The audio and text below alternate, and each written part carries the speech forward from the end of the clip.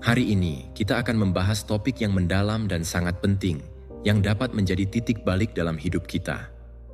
Terdapat 14 tanda yang menunjukkan bahwa Anda mungkin perlu memutuskan kontak dengan seseorang, bahkan jika itu melibatkan hubungan yang dekat.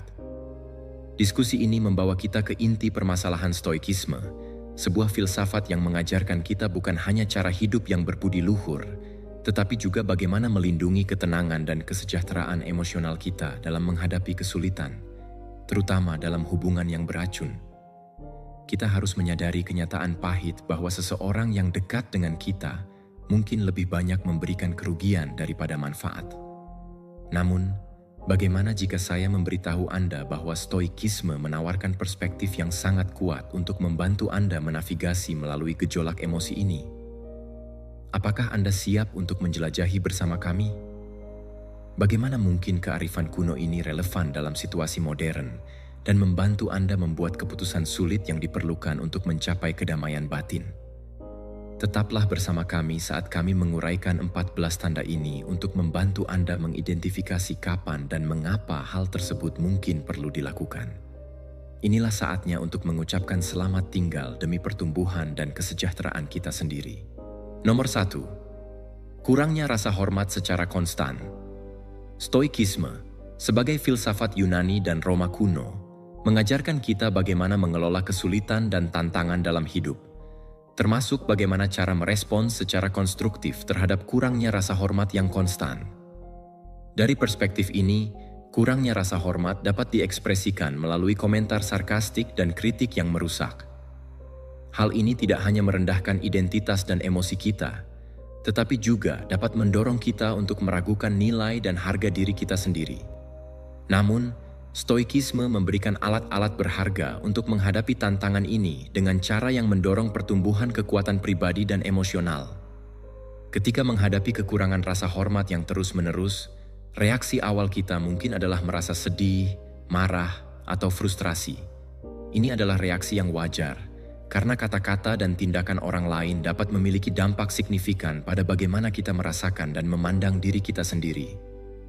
Namun, kaum Stoik mengajarkan bahwa bukan komentar atau kritikus itu sendiri yang harus mengganggu persepsi kita, melainkan reaksi kita terhadap mereka. Marcus Aurelius, salah satu kaisar Stoik yang paling terkenal, menyatakan bahwa kita dapat memilih untuk tidak merasa tersinggung dan menjaga kesejahteraan internal kita, terlepas dari keadaan eksternal. Alih-alih membiarkan kurangnya rasa hormat menentukan perasaan dan harga diri kita, stoikisme mendorong kita untuk merenungkan sifat dari komentar-komentar tersebut, yang sebenarnya mencerminkan lebih banyak tentang orang yang mengeluarkan komentar tersebut daripada tentang diri kita sendiri. Seringkali, mereka yang menunjukkan sikap tidak hormat melakukannya bukan karena ada kekurangan pada diri kita, tetapi sebagai ekspresi dari frustrasi, rasa tidak aman, atau kesalahpahaman mereka sendiri. Menyadari hal ini memungkinkan kita untuk mulai melihat perilaku-perilaku tersebut sebagai pernyataan tentang orang lain, bukan tentang diri kita sendiri. Kaum Stoik mendorong kita untuk menggunakan setiap pengalaman diperlakukan tidak hormat sebagai kesempatan untuk mempraktikkan kebajikan dan memperkuat karakter kita. Kita bisa merespons dengan kemarahan atau kebencian, tetapi kita juga dapat memilih untuk merespons dengan sabar, pengertian, dan kebaikan, sehingga menunjukkan kemampuan kita untuk menjaga ketenangan dan martabat dalam situasi yang sulit. Latihan ini tidak hanya membantu kita mengembangkan ketahanan emosional, tetapi juga dapat memiliki efek pendidikan atau transformatif dalam cara kita berinteraksi dengan orang lain secara lebih konstruktif. Teknik stoik berguna dalam mengelola sikap tidak hormat. Ini tidak berarti kita harus menjadi dingin atau acuh tak acuh, tetapi kita belajar melihat situasi dari perspektif yang lebih luas dan kurang personal. Sebagai contoh, kita bisa membayangkan bagaimana seorang bijak stoik akan menjawab situasi yang sama, atau mempertimbangkan apakah insiden ini akan memiliki arti penting dalam setahun atau bahkan dalam beberapa bulan ke depan. Perspektif ini akan membantu kita menempatkan segala sesuatu dalam sudut pandang yang tepat. Penting juga untuk diingat bahwa nilai intrinsik kita tidak bergantung pada validasi eksternal. Kaum Stoik percaya bahwa setiap orang memiliki kemampuan untuk mengembangkan kebajikan batin seperti keadilan, kesederhanaan, kekuatan, dan kebijaksanaan. Kebajikan-kebajikan ini membentuk dasar nilai kita sebagai individu dan tidak dapat dikurangi oleh kata-kata atau tindakan orang lain. Dengan fokus pada pengembangan dan penguatan kualitas internal ini, kita dapat melindungi diri kita dari dampak buruk, kurangnya rasa hormat, dan meningkatkan harga diri kita secara mandiri dan berkelanjutan. Singkatnya, meskipun menghadapi sikap tidak hormat yang terus-menerus dapat menjadi tantangan, Stoikisme menawarkan alat-alat berharga untuk mengelola situasi ini melalui refleksi, pengembangan kebajikan, menjauhkan diri secara emosional, dan memperkuat karakter kita. Kita dapat belajar untuk menjaga ketenangan dan martabat tanpa memandang bagaimana orang lain memperlakukan kita. Pendekatan ini tidak hanya membantu kita dalam mengelola ketidakdihormatan, tetapi juga memungkinkan kita untuk hidup dengan lebih baik, sepenuhnya, dan memuaskan, setia kepada nilai-nilai dan diri kita sendiri. Nomor 2. Pelecehan emosional atau fisik. Pelecehan emosional maupun fisik adalah masalah yang sangat serius, yang merupakan bentuk serangan terhadap martabat kemanusiaan kita. Tindakan kekerasan yang dilakukan terhadap seseorang tidak hanya berdampak pada kondisi fisik mereka, tetapi juga memiliki implikasi yang mendalam secara psikologis dan emosional yang dapat bertahan lama setelah peristiwa tersebut terjadi. Dari sudut pandang Stoik, menghadapi dan menuntut keadilan dalam kasus pelecehan melibatkan pemahaman yang mendalam tentang bagaimana kita dapat memperkuat dan mengendalikan respons internal kita, meskipun kita berada dalam keadaan yang sangat sulit dan menantang. Pelecehan emosional, khususnya, adalah fenomena yang sangat kompleks. Seringkali, pelecehan ini menyamar sebagai perhatian, kasih sayang, atau kritik yang dianggap konstruktif, yang dapat membingungkan korban dan menghalangi mereka untuk menyadari bahwa komentar yang mereka terima sebenarnya merendahkan atau bersifat manipulatif. Devaluasi yang konstan serta perbandingan yang merugikan hanyalah sebagian kecil dari berbagai bentuk pelecehan yang dapat muncul. Tindakan-tindakan ini mungkin tidak meninggalkan bekas fisik yang terlihat, tetapi mereka secara perlahan mengikis harga diri dan menimbulkan keraguan yang terus-menerus dalam diri korban tentang nilai diri mereka sendiri. Dari perspektif Stoik, pelecehan ini menantang pandangan bahwa seseorang dapat dan seharusnya mengendalikan respons internal mereka terhadap berbagai kesulitan yang muncul dari luar. Kaum Stoik percaya bahwa meskipun kita tidak memiliki kendali atas tindakan orang lain, kita tetap memiliki kekuatan untuk mengendalikan bagaimana kita merespons situasi-situasi yang sulit. Hal ini tidak berarti bahwa pelecehan harus diterima atau dianggap sebagai sesuatu yang wajar. Sebaliknya, kita harus berusaha untuk mencari perubahan atau mendapatkan bantuan dari pihak luar yang dapat mendukung proses penyembuhan kita. Pendekatan Stoik dapat berfokus pada pengembangan ketahanan diri, dengan membangun kekuatan batin untuk mengatasi luka-luka emosional dan fisik yang diakibatkan oleh pelecehan. Secara aktif mencari cara untuk melindungi diri dan menyembuhkan diri dari pengalaman pelecehan, memerlukan pengakuan bahwa kita memiliki hak dan tanggung jawab untuk menjaga kesejahteraan diri kita sendiri. Ini bisa melibatkan penetapan batasan yang sehat, menjauh dari hubungan dan situasi yang berpotensi berbahaya, serta mencari dukungan dari orang-orang terdekat, seperti teman, keluarga, atau profesional kesehatan mental. Proses penyembuhan itu sendiri merupakan tindakan penegasan terhadap martabat pribadi dan penolakan terhadap pesan-pesan yang tersirat dalam pelecehan yang menyatakan bahwa seseorang tidak layak untuk dihormati atau dicintai. Dalam jangka panjang, mengatasi pelecehan dengan perspektif Stoik juga berarti melakukan evaluasi ulang terhadap keyakinan pribadi kita tentang kendali dan penerimaan. Sementara kaum Stoik menekankan pentingnya menerima kenyataan apa adanya, mereka juga mempromosikan keutamaan untuk bertindak dengan bijaksana dan adil. Dalam konteks kekerasan, hal ini dapat diartikan sebagai mengambil langkah-langkah untuk mengubah keadaan yang tidak adil atau membantu orang lain yang mungkin mengalami situasi serupa. Ini adalah keseimbangan yang rumit antara menerima batasan yang ditetapkan oleh situasi yang dihadapi dan pada saat yang sama bertindak dengan integritas serta keberanian untuk mempromosikan perubahan dan keadilan. Pada akhirnya, kebijaksanaan yang diajarkan oleh filosofi Stoik dapat menawarkan kepada korban pelecehan sebuah kerangka untuk memahami dan memproses pengalaman mereka, serta mempromosikan visi yang menghargai ketahanan dan pemulihan pribadi tanpa mengabaikan keseriusan dan dampak dari pelecehan yang telah mereka alami. Nomor 3. Pelanggaran batasan.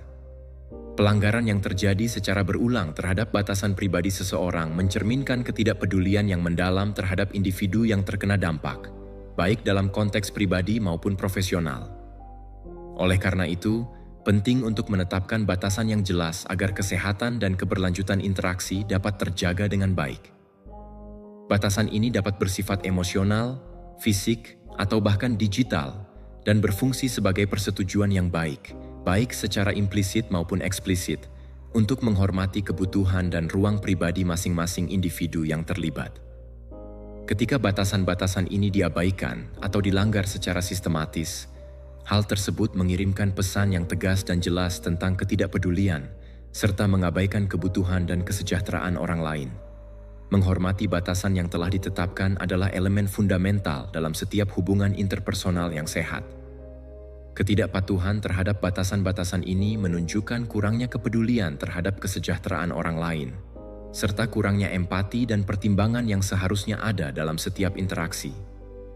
Dalam konteks persahabatan atau hubungan romantis, mengabaikan batasan emosional seseorang, seperti bersikeras untuk membahas topik yang telah dinyatakan dengan jelas sebagai tidak nyaman atau menyakitkan, dapat menyebabkan penurunan signifikan dalam ikatan antara pihak-pihak tersebut. Perilaku semacam ini dapat meninggalkan seseorang yang batasnya telah dilanggar merasa sangat rentan, tidak dihargai, dan tidak memiliki kekuatan untuk mengatasi situasi tersebut. Selain itu, pelanggaran batasan tidak hanya memiliki dampak negatif pada dinamika hubungan, tetapi juga dapat mengikis kepercayaan dan rasa aman yang sangat diperlukan untuk pengembangan dan pemeliharaan hubungan yang saling percaya.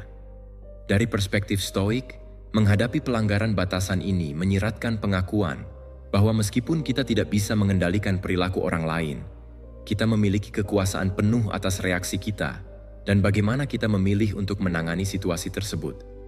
Ajaran Stoik mengajarkan pentingnya membedakan antara hal-hal yang berada di luar kendali kita dan hal-hal yang berada dalam kendali kita. Sementara perilaku orang lain berada di luar kontrol langsung kita. Cara kita memilih untuk menetapkan dan memastikan bahwa batasan kita dihormati jelas, termasuk dalam lingkup kendali kita. Mengelola situasi ini melibatkan komunikasi yang jelas dan efektif mengenai batasan-batasan kita dengan ketegasan dan ketenangan. Rasa harga diri sangat penting. Kita perlu menjelaskan secara eksplisit tentang apa yang dapat diterima dan tidak dapat diterima dalam interaksi kita, serta memastikan konsistensi dalam penerapan standar ini. Jika batasan-batasan tersebut terus diabaikan, mungkin sudah saatnya untuk mempertimbangkan kembali hubungan tersebut dan berpotensi mengambil keputusan untuk menjauh dari mereka yang tidak menghormati batasan-batasan penting yang kita tetapkan. Dalam tingkat filsafat yang lebih dalam, Stoikisme juga menawarkan kerangka kerja untuk refleksi tentang pentingnya menghormati batasan diri sendiri. Mengenal diri sendiri dan memahami apa yang dibutuhkan untuk mempertahankan keseimbangan pribadi serta kedamaian batin adalah hal yang sangat mendasar. Ini menyiratkan bahwa kita tidak hanya perlu menetapkan batasan dengan orang lain, tetapi juga kepada diri kita sendiri, memastikan bahwa kita tidak mengkompromikan nilai-nilai atau kesejahteraan mental dan emosional kita demi mempertahankan hubungan atau situasi yang tidak sehat. Dalam praktiknya, ini bisa berarti belajar untuk mengatakan tidak secara efektif, serta memahami kapan dan bagaimana cara pensiun dari situasi yang berbahaya. Yang terpenting, kita harus menanamkan rasa hormat dari dalam diri kita sendiri, yang tercermin dalam cara kita mengizinkan orang lain memperlakukan kita. Kemampuan untuk menjaga batasan diri sendiri tidak hanya memperkuat karakter kita, tetapi juga membina hubungan yang lebih sehat dan menciptakan lingkungan yang penuh hormat, di mana kepercayaan dan saling menghormati menjadi norma, bukan sekadar keharusan. Nomor 4. Manipulasi konstan. Manipulasi konstan dalam hubungan, baik itu yang bersifat pribadi, profesional, maupun dalam interaksi sehari-hari, merupakan suatu taktik yang sangat berbahaya. Taktik ini bertujuan untuk mengendalikan dan mengganggu keseimbangan dalam hubungan dengan menempatkan manipulator dalam posisi kekuasaan yang dominan di atas korban. Interaksi yang bersifat manipulatif semacam ini tidak hanya merugikan, tetapi juga dapat merusak fondasi dasar dari hubungan yang sehat, yang seharusnya dibangun atas dasar kepercayaan dan saling menghormati antara satu sama lain. Manipulator seringkali menggunakan berbagai taktik yang cerdik dan licik, seperti pemerasan emosional, penggunaan pujian yang tidak tulus, serta penyebaran informasi yang salah atau disinformasi untuk mencapai tujuan mereka yang egois. Mereka menciptakan lingkungan yang beracun, di mana korban merasa semakin tidak aman dan tertekan. Salah satu bentuk manipulasi yang paling umum adalah pemerasan emosional. Dalam konteks ini, manipulator dengan sengaja mengeksploitasi kepekaan emosional korban, seperti ketakutan, kewajiban, dan rasa bersalah, untuk memperoleh apa yang mereka inginkan. Jenis manipulasi ini seringkali sangat halus dan memaksa, sehingga sulit bagi korban untuk mengenali apa yang sebenarnya terjadi dan untuk membela diri mereka. Sebagai contoh, seorang manipulator mungkin mencoba menunjukkan bahwa kebahagiaan korban sepenuhnya bergantung pada perilaku mereka, dengan cara yang tidak adil membebani korban dengan tanggung jawab yang seharusnya tidak mereka tanggung. Di sisi lain, pujian palsu juga merupakan alat lain yang sering dipergunakan oleh manipulator untuk membuat seseorang kehilangan orientasi dalam hubungan. Setelah menerima pujian yang tidak tulus, korban mungkin merasa terdorong untuk terus memenuhi harapan manipulator, bahkan ketika tuntutan tersebut tidak masuk akal atau tidak sehat. Hal ini menciptakan dinamika yang tidak seimbang, di mana korban berusaha keras untuk mendapatkan lebih banyak pujian, tanpa menyadari bahwa semua itu hanyalah sekadar bentuk kontrol yang merugikan. Disinformasi juga memainkan peran yang sangat penting dalam strategi manipulasi ini. Seorang manipulator mungkin dengan sengaja memutarbalikkan fakta, menyembunyikan informasi yang relevan, atau bahkan berbohong secara terang-terangan, sehingga menciptakan realitas alternatif yang lebih menguntungkan bagi kepentingan mereka sendiri. Tindakan ini bisa meninggalkan korban dalam keadaan bingung dan kehilangan arah, meragukan persepsi dan memori mereka sendiri. Salah satu taktik yang dikenal sebagai gaslighting sangat berbahaya karena menyerang dasar dari apa yang dianggap sebagai realitas, membuat korban mempertanyakan semua hal yang selama ini mereka anggap sudah pasti. Taktik ini meningkatkan ketergantungan mereka pada manipulator dalam mencari kejelasan dan kepastian. Taktik manipulasi seperti ini tidak hanya merusak harga diri korban, tetapi juga mempromosikan ketergantungan emosional yang berbahaya. Korban yang terus-menerus diremehkan dan berada dalam keadaan bingung mungkin akan semakin bergantung pada manipulator untuk memperoleh validasi dan pengakuan. Hal ini sangat merusak karena merampas korban dari otonomi dan kapasitas mereka untuk mengambil keputusan secara independen. Dengan demikian, mereka menjadi semakin rentan terhadap kontrol yang berkelanjutan. Dari sudut pandang Stoik, menghadapi manipulasi adalah tantangan yang signifikan, namun sekaligus merupakan kesempatan untuk memperkuat karakter dan ketahanan pribadi. Ajaran Stoik mengajarkan bahwa kita harus fokus pada apa yang berada dalam kendali kita. Salah satu hal yang dapat kita kendalikan adalah cara kita menanggapi upaya manipulasi yang dilakukan oleh orang lain. Praktik pengamatan diri dan refleksi mendalam dapat membantu seseorang dalam mengidentifikasi ketika mereka sedang dimanipulasi dan mengambil langkah-langkah yang diperlukan untuk memulihkan batasan mereka, serta menegaskan kemerdekaan diri mereka. Respons Stoik terhadap manipulasi dapat melibatkan penegasan kembali persepsi seseorang tentang realitas dan pengembangan kepercayaan diri. Ini dapat dicapai melalui pendidikan tentang taktik manipulasi yang umum digunakan serta pengembangan strategi untuk menanggulanginya dengan efektif. Selain itu, membina hubungan yang sehat dengan orang-orang yang saling menghormati batasan masing-masing dan otonomi dapat memberikan penyeimbang yang baik terhadap pengalaman manipulasi, membantu korban untuk mendapatkan kembali kepercayaan diri dan penilaian mereka sendiri. Akhirnya, menghadapi dan mengatasi manipulasi memerlukan komitmen untuk hidup sesuai dengan prinsip-prinsip Stoik yang menjunjung tinggi nilai otentisitas dan rasionalitas. Dengan melakukan hal ini, seseorang tidak hanya dapat mengurangi dampak negatif dari manipulasi dalam hidup mereka, tetapi juga dapat memperkuat hubungan yang dibangun atas dasar rasa hormat, dukungan yang tulus. Nomor 5. Kurangnya dukungan. Kurangnya dukungan dalam hubungan mengungkapkan kesenjangan signifikan yang dapat berdampak mendalam dan abadi dalam dinamika kesejahteraan interpersonal dan emosional individu-individu yang terlibat. Dalam banyak konteks, saling mendukung adalah tulang punggung dari hubungan yang sehat, memungkinkan individu untuk berkembang secara pribadi dan kolektif. Ketika dukungan ini tidak terwujud dalam gestur kecil atau tindakan besar, konsekuensinya bisa sangat berbahaya, menyebabkan perasaan isolasi dan keraguan diri. Isyarat kecil dukungan seringkali diremehkan, tetapi dapat memiliki efek kumulatif yang signifikan pada kepercayaan diri dan rasa aman secara emosional. Makna dari gestur-gestur kecil ini bisa sama merugikannya dengan kurangnya ukuran besar tindakan dukungan, karena hal-hal sehari-hari ini memperkuat perasaan dihargai dan termasuk dalam suatu hubungan. Ketika isyarat-isyarat ini hilang, kepercayaan mulai terkikis, yang mengarah pada perasaan pemutusan dan isolasi. Perasaan tidak berdaya yang timbul dari kurangnya dukungan sangat bersifat yudisial, karena dapat membuat seseorang mempertanyakan nilai dan kemampuannya. Tanpa penguatan positif dan dorongan dari orang-orang terdekat, sangat mudah terjebak dalam perangkap kritik diri dan rasa putus asa, yang pada gilirannya dapat berdampak negatif pada kinerja di berbagai bidang kehidupan, dari ranah profesional hingga keraguan pribadi tentang kemampuan diri. Dari perspektif Stoik, kurangnya dukungan eksternal dapat dilihat sebagai kesempatan untuk memperkuat kemandirian emosional. Kaum Stoik mengajarkan bahwa, meskipun kita tidak memiliki kendali atas tindakan dan reaksi orang lain, kita bisa mengendalikan persepsi dan respons kita sendiri. Dalam konteks kurangnya dukungan ini, kita dapat menumbuhkan ketahanan emosional dan menemukan kekuatan internal yang tidak bergantung semata-mata pada pengakuan atau dukungan dari orang lain. Penting untuk mengenali bahwa kemandirian bukan berarti menyangkal nilai dukungan interpersonal. Kaum Stoik juga menghargai komunitas dan dukungan timbal balik sebagai sarana untuk menjalani kehidupan yang berbudi luhur.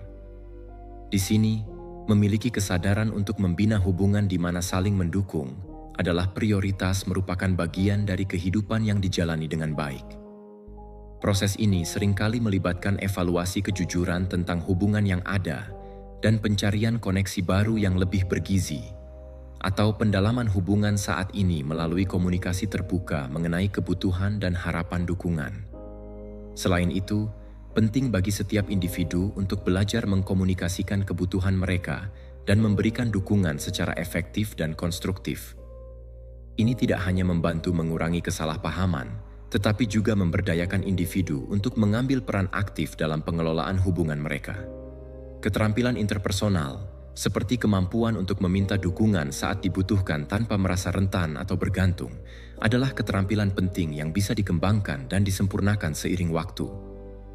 Meskipun kurangnya dukungan mungkin menghadirkan tantangan signifikan, hal ini juga menawarkan platform untuk pengembangan pribadi dan peningkatan hubungan interpersonal.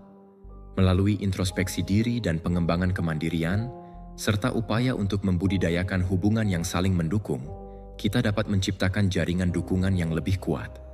Nomor 6. Lingkungan yang selalu berada dalam kondisi negatif. Terperangkap dalam suasana negatif yang terus-menerus dapat memiliki efek erosi yang mendalam pada energi dan visi hidup kita. Ini adalah jenis lingkungan di mana hal-hal negatif tidak hanya terjadi sesekali, tetapi menjadi kondisi yang terus-menerus mempengaruhi cara kita berinteraksi dengan dunia dan juga dengan diri kita sendiri. Sinisme dan negativitas yang menular dapat mengubah cara pandang kita terhadap dunia, sehingga kita cenderung mengadopsi visi yang lebih gelap dan kehilangan kepercayaan terhadap pengalaman kita serta orang-orang di sekitar kita. Transformasi persepsi ini seringkali dimulai dengan hal-hal kecil yang mungkin tidak terlihat pada awalnya, seperti kecenderungan untuk mengharapkan hasil negatif dari situasi atau meragukan niat baik orang lain. Namun, seiring berjalannya waktu dan terus-menerus terpapar pada hal-hal negatif ini, sikap-sikap tersebut semakin intens dan sering terjadi. Sebuah setetes kecil sinisme dapat menumpuk hingga menjadi banjir yang mengubah cara pandang kita terhadap dunia. Apa yang sebelumnya dianggap sebagai tindakan kebaikan yang tulus kini bisa dipandang sebagai sesuatu yang termotivasi oleh kepentingan tersembunyi. Di samping itu, paparan konstan terhadap lingkungan yang negatif dapat mengurangi motivasi dan kepuasan pribadi seseorang. Ketika seseorang mendapati diri mereka dikelilingi oleh dialog internal dan faktor eksternal negatif, sangat sulit untuk menemukan energi dan antusiasme untuk mengejar tujuan atau menikmati aktivitas yang dulunya memberikan kebahagiaan. Kurangnya motivasi ini tidak hanya memengaruhi kinerja dalam aktivitas kerja dan akademis, tetapi juga menyusup ke dalam kehidupan pribadi dan sosial, mengurangi kualitas hubungan interpersonal, dan meningkatkan perasaan terisolasi serta ketidakpuasan. Dari perspektif Stoik, menghadapi suasana negatif yang terus-menerus sebenarnya menawarkan kesempatan untuk berlatih ketahanan dan memperkuat karakter. Para penganut Stoicisme mengajarkan bahwa kita harus fokus pada persepsi dan respons kita sendiri terhadap keadaan eksternal. Alih-alih berusaha mengubah keadaan tersebut secara langsung, kita dapat melatih kebijaksanaan dan kendali atas tanggapan internal kita, memutuskan untuk tidak membiarkan negativitas eksternal menentukan keadaan emosional kita. Praktik perawatan diri dapat sangat berguna dalam lingkungan yang negatif. Dengan penuh perhatian dan kesadaran, kita dapat mengidentifikasi pikiran-pikiran negatif saat mereka muncul dan memilih untuk tidak terjebak dalam arus pesimisme yang mengelilingi kita. Kita dapat mengamati pikiran-pikiran ini dari kejauhan emosional dan memilih respons yang lebih seimbang serta positif. Selain itu, pencarian aktif untuk sumber-sumber positif dan inspirasi juga sangat penting. Ini bisa berarti mengelilingi diri dengan orang-orang yang mendukung visi kita tentang kehidupan yang lebih seimbang, terlibat dalam aktivitas yang memperkuat perasaan puas dan pencapaian, atau meluangkan waktu untuk merenungkan aspek-aspek positif dan bermanfaat dari kehidupan. Praktik-praktik ini tidak hanya membantu kita menangkis pengaruh lingkungan negatif, tetapi juga memperkuat kapasitas kita untuk mempertahankan pandangan positif dalam menghadapi tantangan di masa depan. Penting untuk selalu diingat bahwa meskipun kita tidak dapat mengendalikan lingkungan sepenuhnya, kita masih bisa mengendalikan bagaimana hal tersebut memengaruhi kita. Dengan membudidayakan kekuatan batin dan pendekatan positif, kita dapat melindungi kesejahteraan emosional kita dan mempertahankan visi kehidupan yang selaras dengan nilai-nilai yang lebih dalam, tanpa terpengaruh oleh tekanan eksternal yang berpotensi merusak. Nomor 7. Perasaan lelah yang terus-menerus. Kelelahan emosional dalam suatu hubungan adalah tanda yang sangat jelas bahwa hubungan tersebut menghabiskan lebih banyak energi daripada yang diberikan.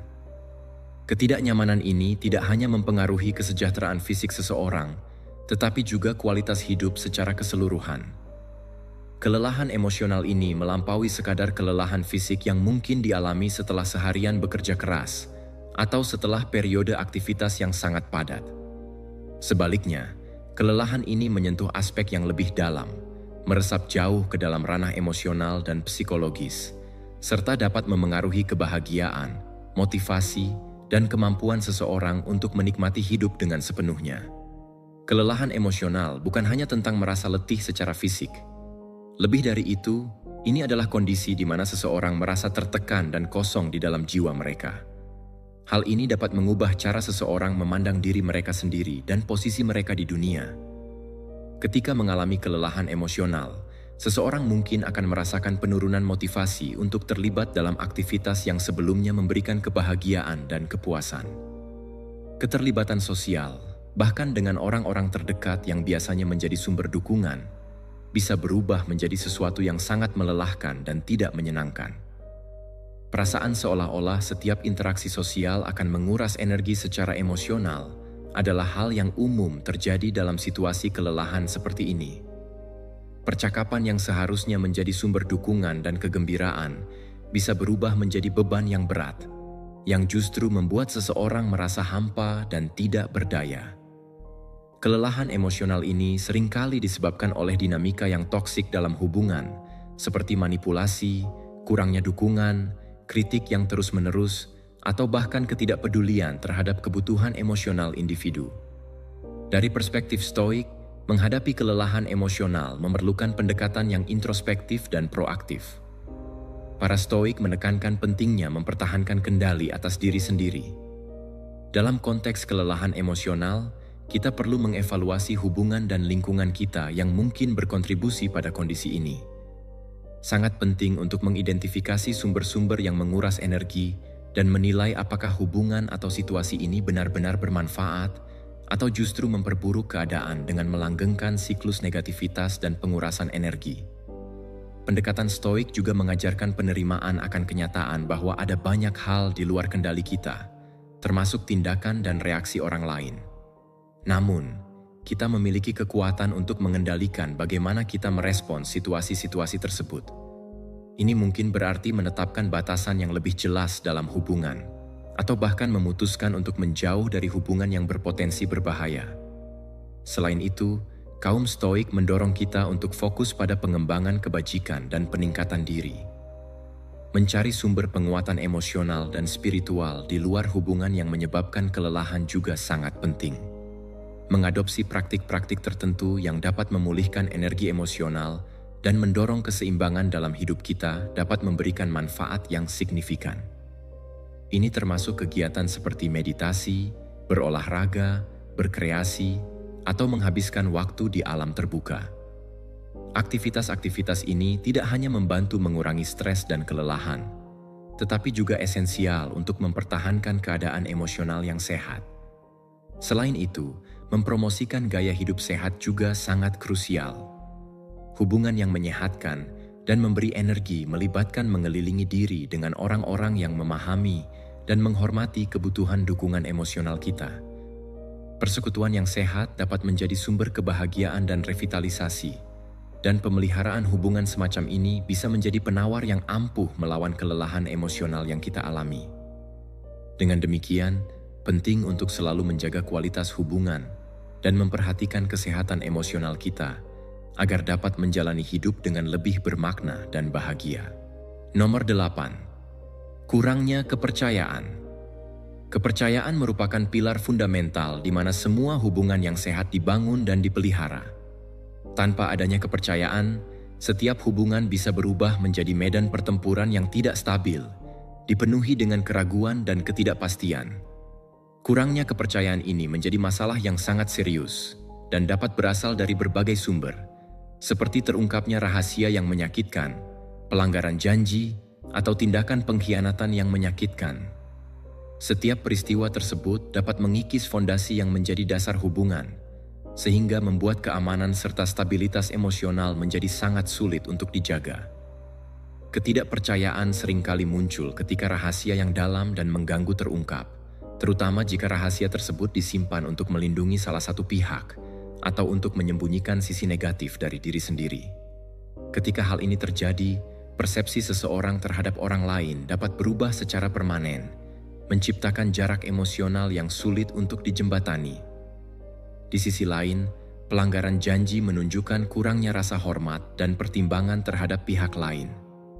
Ketidakmampuan untuk menghargai dan memenuhi janji yang telah dibuat bisa menjadi salah satu bentuk pengkhianatan yang paling menyakitkan.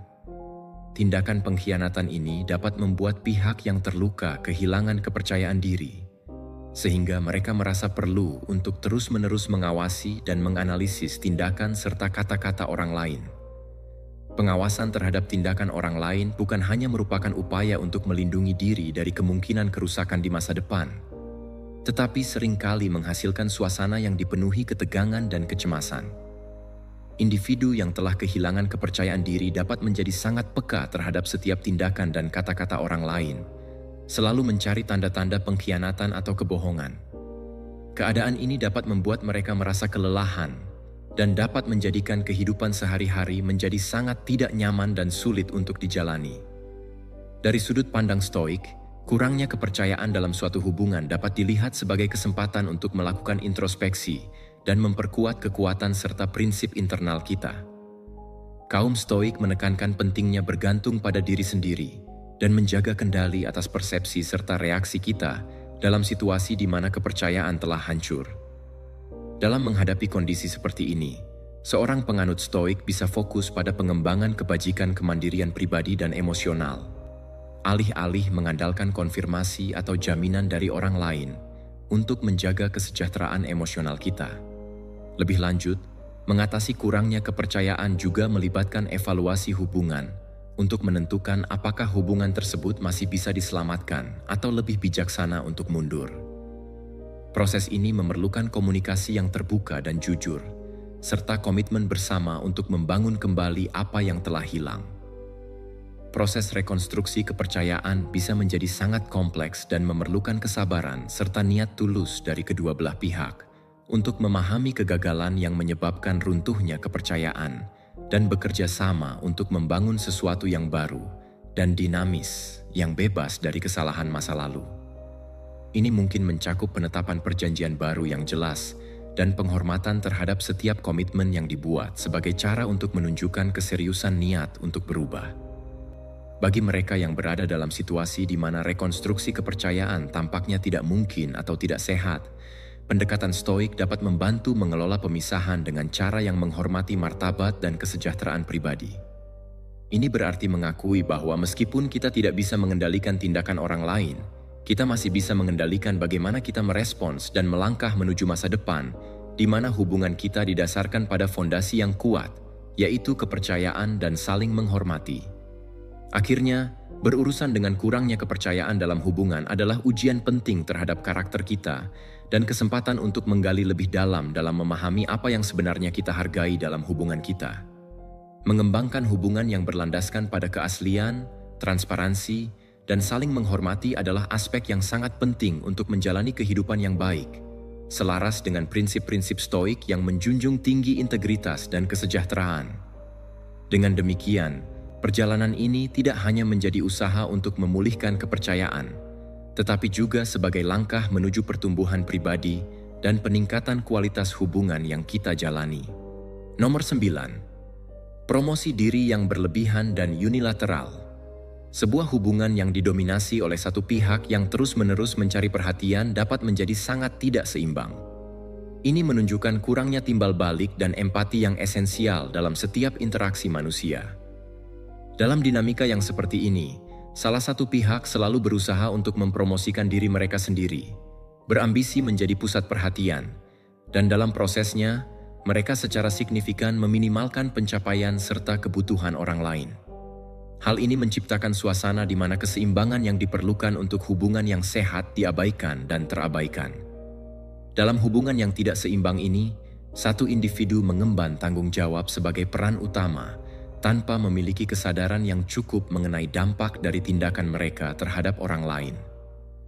Promosi diri yang berlebihan ini dapat terwujud dalam berbagai cara, seperti terus-menerus menyela pembicaraan, mengalihkan fokus percakapan kepada diri mereka sendiri, mengecilkan atau bahkan mengabaikan pencapaian orang lain, serta menuntut waktu dan perhatian tanpa memberikan hal yang sama sebagai balasan. Pihak yang menerima dari dinamika ini mungkin merasa tidak dihargai dan terpinggirkan, yang pada akhirnya menjadi kontraproduktif bagi hubungan apapun. Perilaku semacam ini tidak hanya meremehkan prestasi orang lain, tetapi juga dapat merusak kepercayaan diri dan harga diri mereka.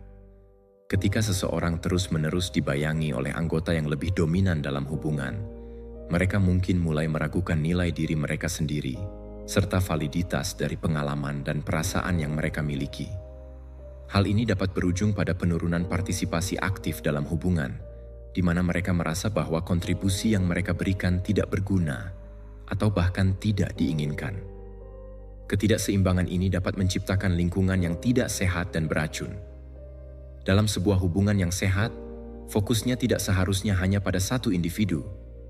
Seharusnya ada pertukaran perawatan dan dukungan yang seimbang, serta perayaan atas pencapaian bersama yang diraih oleh kedua belah pihak. Ketika sebuah hubungan menjadi sepihak, tidak hanya satu orang yang memiliki komitmen, tetapi juga melemahkan saling ketergantungan dan kerjasama yang sangat penting untuk keberhasilan dan kepuasan dalam setiap hubungan. Dari perspektif Stoik, menghadapi hubungan yang bersifat unilateral dapat dilihat sebagai kesempatan untuk melatih keaslian dan ketegasan diri. Para Stoik meyakini bahwa kita harus tetap fokus pada menjaga kebajikan dan martabat kita sendiri, terlepas dari keadaan eksternal yang mungkin mengelilingi kita. Dalam konteks hubungan yang didominasi oleh satu individu yang terlalu mempromosikan diri, ini mungkin melibatkan pembelajaran untuk membangun dan mempertahankan batasan yang jelas mengenai bagaimana kita ingin diperlakukan dan bagaimana kita memperlakukan orang lain dalam hubungan tersebut. Menetapkan batasan ini menyiratkan pemahaman yang mendalam mengenai apa yang dianggap sebagai kesepakatan yang dapat diterima dan penuh rasa hormat. Ini juga bisa memerlukan percakapan jujur dengan orang lain mengenai sifat hubungan dan bagaimana hubungan tersebut dapat diperbaiki ke arah yang lebih positif.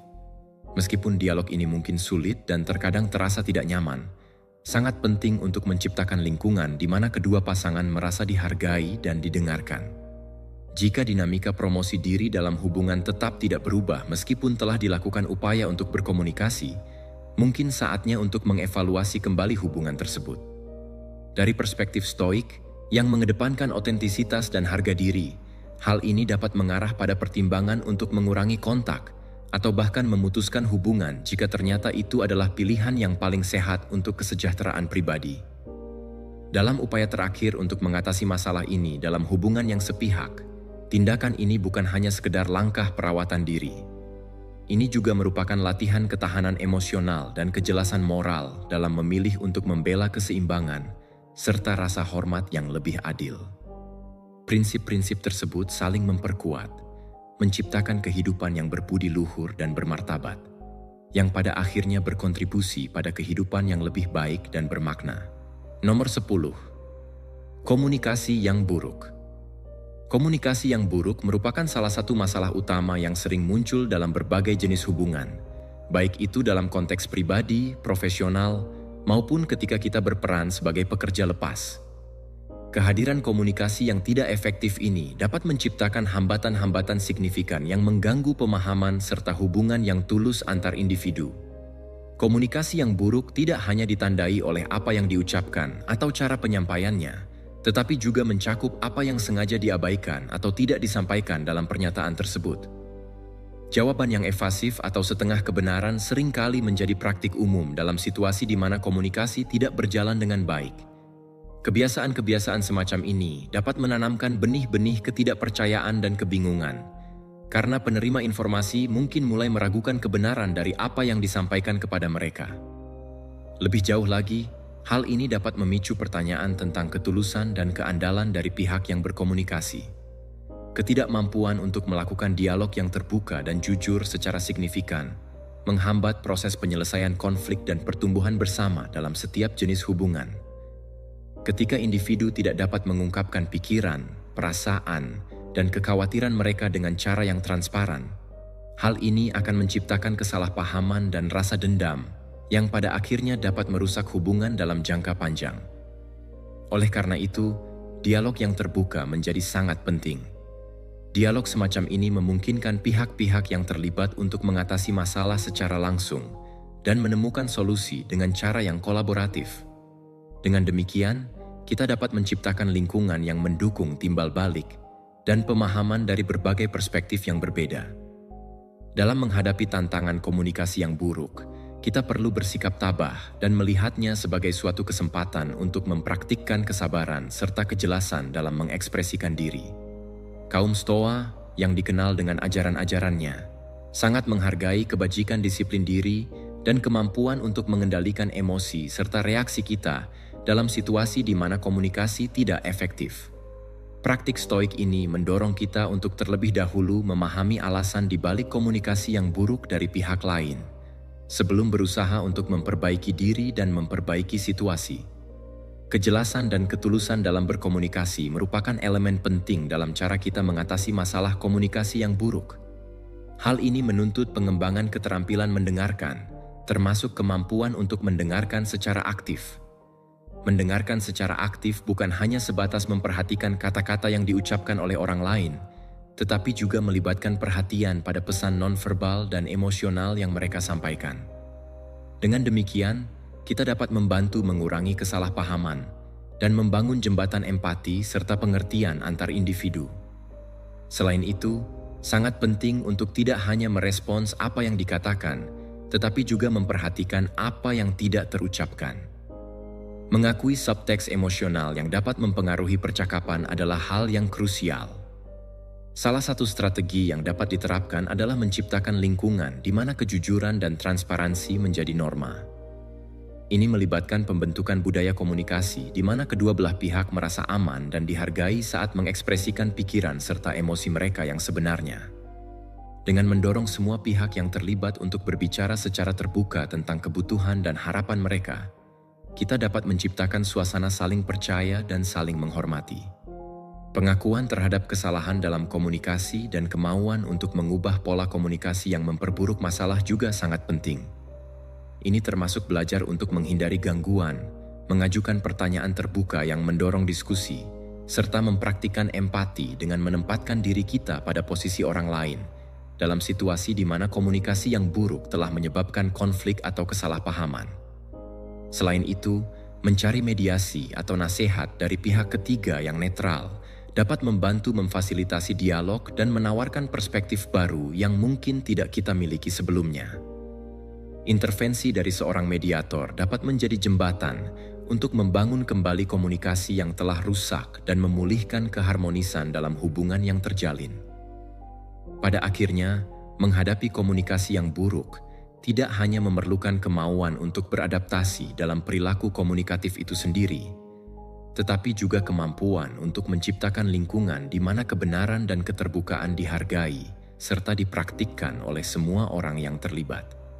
Dengan mengadopsi pendekatan yang tabah dalam memperbaiki komunikasi, kita dapat mencapai pemahaman yang lebih mendalam dan koneksi yang lebih autentik, yang merupakan hal yang sangat penting untuk setiap hubungan yang sehat dan berkelanjutan.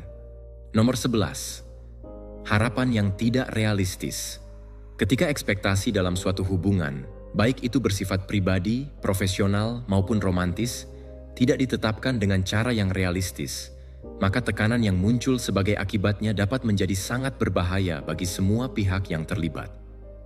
Harapan-harapan ini seringkali berasal dari berbagai sumber, seperti perbandingan budaya dengan hubungan lain, pengaruh media, atau bahkan aspirasi dan keinginan pribadi yang kurang diperiksa secara mendalam. Ketika harapan-harapan ini tidak sejalan dengan kenyataan yang ada, perbedaan yang dihasilkan dapat menimbulkan frustrasi yang mendalam dan kekecewaan bagi individu yang menetapkan ekspektasi tersebut terhadap orang lain yang berusaha memenuhi standar yang ditetapkan. Ketidakmungkinan untuk memenuhi harapan-harapan ini dapat terwujud dalam berbagai cara yang bervariasi. Hal ini bisa sesederhana berupa tuntutan eksplisit untuk perilaku tertentu atau pencapaian yang diharapkan, atau bisa juga muncul sebagai harapan yang tidak terucapkan namun jelas terasa di antara para pihak. Tekanan yang muncul akibat ekspektasi yang tidak realistis ini menciptakan lingkungan di mana salah satu atau kedua pihak merasa tidak pernah cukup baik, yang pada akhirnya tak terhindarkan akan menyebabkan frustrasi dan kesedihan. Emosi-emosi negatif ini dapat menumpuk seiring berjalannya waktu, mengikis keintiman hubungan, dan meninggalkan orang-orang yang terlibat merasa disalahpahami dan kurang dihargai. Perasaan tidak mampu yang terus-menerus dapat memberikan dampak buruk yang signifikan pada harga diri dan kepuasan pribadi seseorang. Hidup di bawah beban ekspektasi yang tidak realistis dapat membuat seseorang mulai mempertanyakan nilai dan kemampuannya, yang seringkali mengarah pada siklus kritik diri dan keraguan yang berkepanjangan. Dinamika ini sangat merusak, karena tidak hanya memengaruhi hubungan yang bersangkutan, tetapi juga dapat merusak hubungan individu dengan dirinya sendiri. Hal ini pada gilirannya dapat memengaruhi kinerja di berbagai aspek kehidupan lainnya dan kemampuan untuk membentuk serta memelihara hubungan yang sehat. Dari sudut pandang Stoik, mengelola ekspektasi yang tidak realistis melibatkan pengembangan pemahaman yang mendalam dan penerimaan terhadap keterbatasan manusia, baik dalam diri kita sendiri maupun orang lain.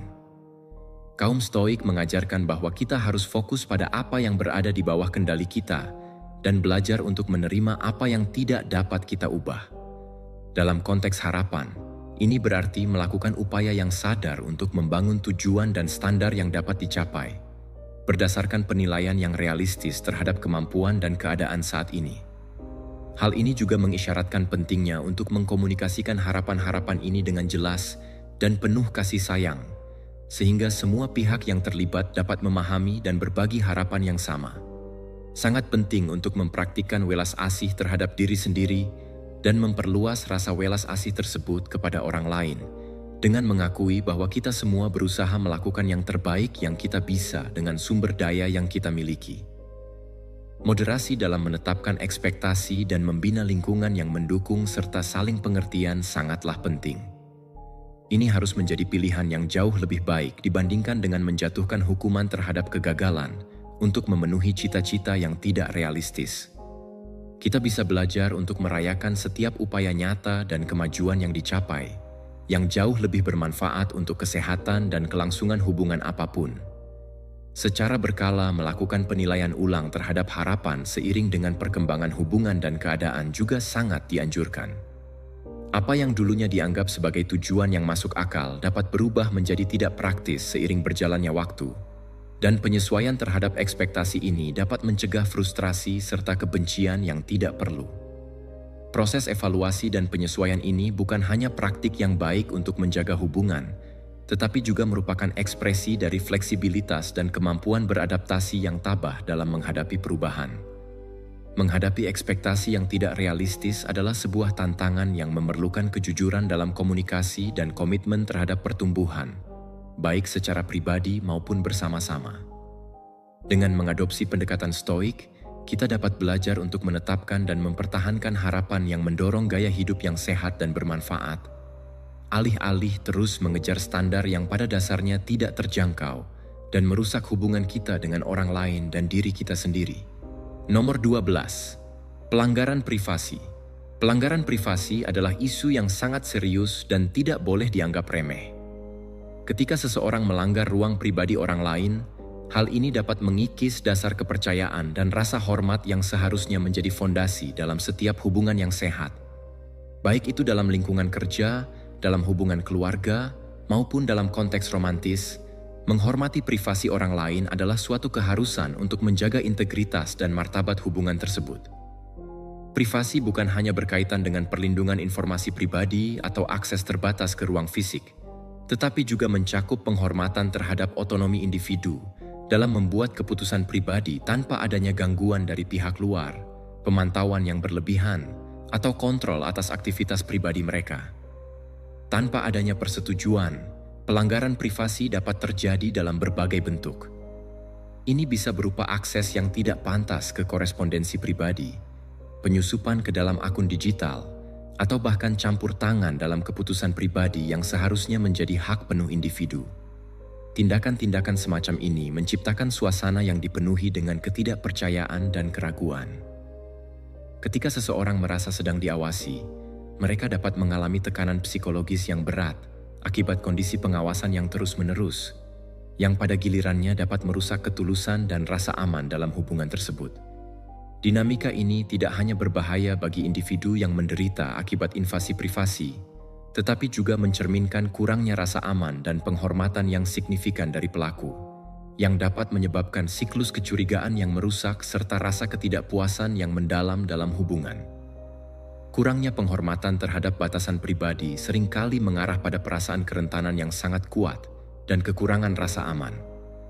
Ketika seseorang tidak merasa bahwa ruang pribadi mereka atau keputusan pribadi mereka dihormati, mereka dapat mulai merasakan hilangnya kendali atas aspek-aspek fundamental dalam hidup mereka. Hal ini dapat berakibat pada kondisi emosional yang rapuh, di mana mereka merasa tidak mampu mengekspresikan diri secara bebas atau bertindak tanpa takut dihakimi atau dikendalikan oleh orang lain.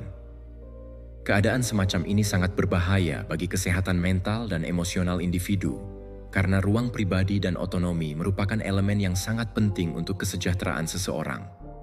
Dari sudut pandang stoik, menghadapi pelanggaran privasi melibatkan langkah awal untuk mengenali dan menghargai martabat serta otonomi diri sendiri. Ajaran kaum Stoa menekankan pentingnya fokus pada hal-hal yang dapat kita kendalikan, dan salah satu bidang kunci di mana kita dapat melakukan kontrol adalah dalam membangun dan memelihara batasan pribadi.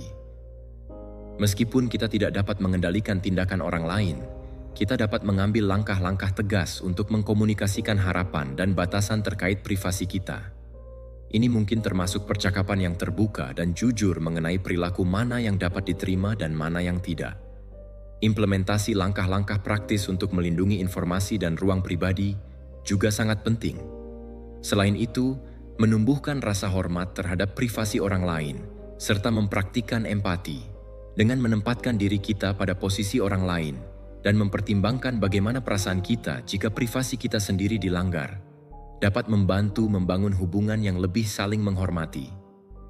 Pendekatan yang sehat ini tidak hanya memperkuat hubungan antar pribadi, tetapi juga sejalan dengan cita-cita Stoik untuk menjalani kehidupan yang berbudi luhur dan beretika. Dalam situasi di mana pelanggaran privasi telah terjadi, mungkin sangat penting untuk mencari solusi guna membangun kembali kepercayaan yang hilang. Ini bisa termasuk terapi atau konseling, baik secara individu maupun bersama, untuk mengatasi akar permasalahan perilaku invasif dan bekerja menuju hubungan yang lebih dinamis, sehat, dan saling menghormati. Membangun kembali kepercayaan adalah sebuah proses yang lambat dan seringkali sulit, tetapi sangat penting untuk memulihkan integritas hubungan yang telah terganggu. Setiap langkah yang diambil dalam proses ini, meskipun kecil, dapat membawa dampak yang signifikan dalam memperbaiki dan memperkuat kembali ikatan yang telah dibangun. Nomor 13. Persaingan yang tak terkendali. Pelanggaran privasi adalah isu yang sangat serius dan mendalam. Ketika ruang pribadi seseorang dilanggar, hal ini secara perlahan akan mengikis fondasi kepercayaan dan rasa hormat yang seharusnya menjadi landasan dalam setiap hubungan yang sehat, baik itu dalam lingkungan kerja, hubungan keluarga, maupun konteks romantis. Pentingnya menghormati privasi orang lain tidak bisa dianggap remeh, karena hal ini berfungsi untuk menjaga integritas dan martabat dalam hubungan yang kita jalin. Privasi sebetulnya tidak hanya berkaitan dengan perlindungan informasi pribadi atau pembatasan akses ke ruang fisik, tetapi juga mencakup penghormatan terhadap otonomi individu dalam membuat keputusan pribadi tanpa adanya campur tangan, pemantauan, atau kontrol dari pihak luar terhadap aktivitas pribadi mereka. Tanpa adanya persetujuan, pelanggaran privasi dapat muncul dalam berbagai bentuk, seperti pengawasan fisik yang berlebihan, akses tidak sah ke surat menyurat atau catatan digital, serta campur tangan dalam keputusan pribadi yang seharusnya menjadi hak penuh individu. Tindakan-tindakan semacam ini menciptakan atmosfer yang syarat dengan ketidakpercayaan. Ketika seseorang merasa diawasi secara terus-menerus, mereka dapat mengalami tekanan yang signifikan, yang pada gilirannya dapat menggoyahkan ketulusan dan rasa aman dalam hubungan yang mereka jalani. Dinamika yang muncul dari pelanggaran privasi ini tidak hanya berbahaya bagi individu yang mengalami invasi, tetapi juga mencerminkan kekurangan rasa aman dan penghormatan dari pihak yang melakukan pelanggaran. Hal ini bisa menyebabkan siklus kecurigaan yang merusak, di mana kedua belah pihak merasa tidak puas dan terjebak dalam perasaan saling curiga. Kurangnya penghormatan terhadap batasan pribadi dapat menimbulkan perasaan kerentanan yang mendalam dan kekurangan rasa aman. Ketika seseorang merasa bahwa ruang pribadi mereka atau keputusan yang mereka buat tidak dihormati, mereka dapat mulai merasa kehilangan kendali atas aspek-aspek paling mendasar dalam kehidupan mereka. Ini bisa mengakibatkan kondisi emosional yang rapuh, di mana mereka merasa tidak bisa mengekspresikan diri secara bebas atau bertindak tanpa takut akan penilaian atau pengendalian dari orang lain. Keadaan seperti ini sangat berbahaya bagi kesehatan mental dan emosional, karena privasi dan otonomi adalah dua elemen yang krusial untuk kesejahteraan individu. Dari sudut pandang Stoik, menghadapi pelanggaran privasi memerlukan langkah awal untuk mengenali dan menghargai martabat serta otonomi diri sendiri. Ajaran Stoik menekankan pentingnya fokus pada hal-hal yang dapat kita kendalikan, dan salah satu area kunci di mana kita dapat melakukan kontrol adalah dalam membangun dan memelihara batasan pribadi. Meskipun kita tidak dapat mengendalikan tindakan orang lain, kita dapat mengambil langkah-langkah tegas untuk mengkomunikasikan harapan dan batasan terkait privasi kepada orang-orang di sekitar kita. Ini mungkin melibatkan percakapan langsung mengenai perilaku mana yang dapat diterima dan mana yang tidak. Selain itu, penerapan langkah-langkah praktis untuk melindungi informasi serta ruang pribadi juga sangat penting. Menumbuhkan rasa hormat terhadap privasi orang lain dan mempraktikkan empati dengan cara menempatkan diri kita dalam posisi orang lain dan mempertimbangkan bagaimana perasaan kita jika privasi kita sendiri dilanggar, dapat berkontribusi pada terciptanya hubungan yang lebih saling menghormati. Pendekatan yang sehat ini tidak hanya memperkuat ikatan antar pribadi, tetapi juga sejalan dengan cita-cita Stoik untuk menjalani kehidupan yang berbudi luhur dan beretika. Dalam situasi di mana pelanggaran privasi telah terjadi, mungkin perlu untuk mencari solusi guna membangun kembali kepercayaan yang telah hilang. Ini dapat mencakup terapi atau konseling, baik secara individu maupun bersama, untuk mengatasi akar permasalahan dari perilaku invasif dan berusaha menuju hubungan yang lebih dinamis, sehat, dan saling menghormati. Membangun kembali kepercayaan adalah proses yang lambat dan seringkali menantang, tetapi sangat penting untuk memulihkan integritas hubungan. Dengan usaha dan komitmen yang tepat, hubungan yang telah terganggu oleh pelanggaran privasi dapat diperbaiki dan bahkan menjadi lebih kuat dari sebelumnya. Nomor 14. Ketidakpedulian emosional. Ketidakpedulian emosional dalam suatu hubungan bisa diartikan sebagai sebuah masalah yang sangat serius dan kompleks, yang berpotensi menghalangi pembangunan serta kesehatan dari hubungan itu sendiri. Ketika salah satu pihak dalam hubungan menunjukkan kurangnya respons emosional yang konsisten atau bahkan apatis, hal ini tidak hanya menciptakan ketidakseimbangan yang signifikan, tetapi juga dapat membuat pihak lainnya merasa terabaikan dan sendirian dalam perjalanan emosional mereka.